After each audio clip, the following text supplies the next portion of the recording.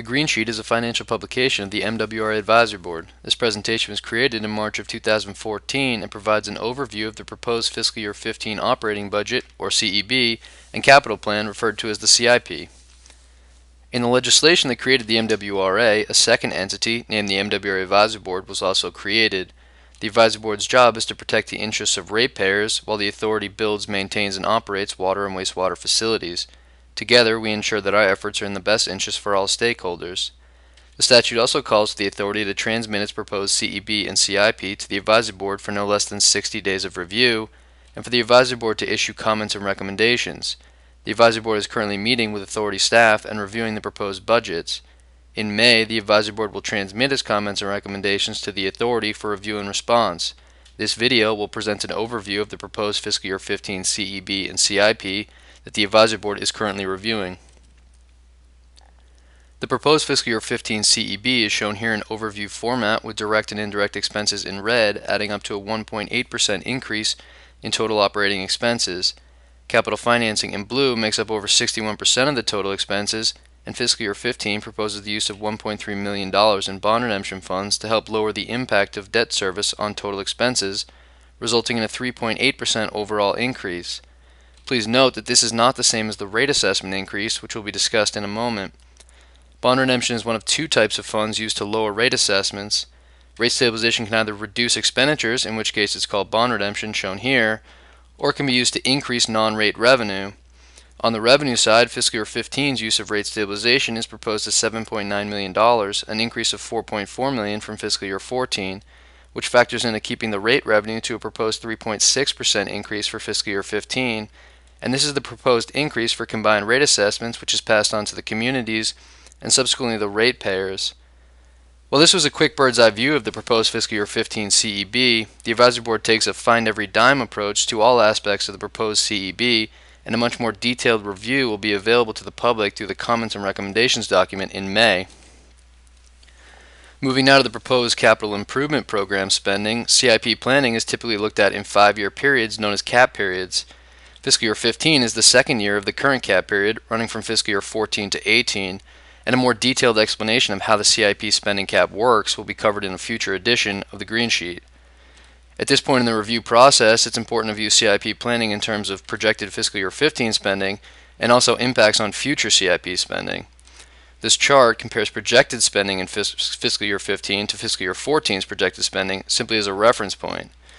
Fiscal year 15 spending is projected at $126.6 million, and many of the wastewater and waterworks subcategories show changes from year to year, but changes in categories such as wastewater treatment are not particularly meaningful in terms of the larger CIP planning process. They simply represent the timing of certain projects. Some changes, however, such as CSO spending, are indicative of larger trends, with CSO spending beginning to taper off as court-mandated projects are completed. Finally, business and ops support, also known as administration, shows the largest proportional increase, which is due to exciting work coming down the pike in terms of updating systems and continuing automation. The fiscal year 15 CIP process has also seen new projects added to the long-term CIP plans, totaling an additional $52 million in future spending, but these projects will not actually impact CIP spending in fiscal year 15, with all of this planned spending projected for the fiscal year 14 through 18 CAP period and beyond. The first two projects on this list related to the Deer Island Treatment Plant are scheduled to begin design in fiscal year 16 and construction in fiscal year 18 or later, while Prison Point Rehabilitation and Cottage Farm construction are projected to begin in fiscal year 17. Finally, co-digestion has been added to the CIP schedule but is contingent on a number of factors, namely how the pilot program progresses. Co-digestion in this instance shows how forward-thinking the authority has to be in the CIP process, adding projected spending that will only come to fruition if the pilot program is successful. That $52 million is summarized here on the top line in red. This table shows all changes made to the projected future spending during the fiscal year 15 CIP process.